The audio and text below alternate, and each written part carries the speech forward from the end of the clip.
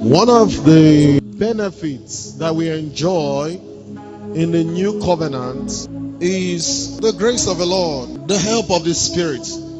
Now please listen to me. I discovered, it has been in scriptures, you know that there's such a thing as experiential knowledge. You can read something in the Bible and you see it for what it is, but you really have not experienced it. A time will come that what you have read becomes your experience. This is what I discovered. For many years in my life, I was laboring to do the right thing, laboring to live a holy life, laboring to not sin. And as long as you labor in the flesh, you always find yourself under the law. So I discovered by experience that when I yield to the Holy Spirit, He begins to do the work. So I found out that there's a grace that keeps us from sin. It's called the keeping grace. So I went to the Lord and began to pray that, Lord, keep me from falling, because He's the one that is able to keep me from falling, to present me before His throne blameless. So I said, Lord, keep me. Then I began to have a strange experience. You know, I may want to do something wrong, but I feel like an invisible hand is saying, you will not sin against me.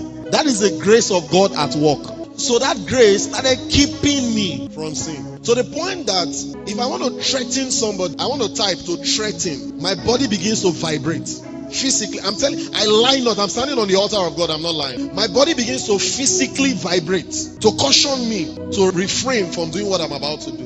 I've had times when I want to say certain things, my lips are literally vibrating. You see, what is happening there is called grace. The grace that keeps you. There is a grace to pray. When you enter into that experience, even when you don't want to pray, Paul said, my spirit prayeth. I've been in situations where I'm sleeping, but through the night I'm praying. While my body is resting, my spirit is groaning. So I wake up in the morning, I am charged. Sometimes I experience that after I fast. The spirit enters what I call auto run. The spirit is just running. You are praying. Even when you don't want to pray, prayer is happening inside. It's grace. These are things you go to God for. You say, Lord, give me the grace to pray.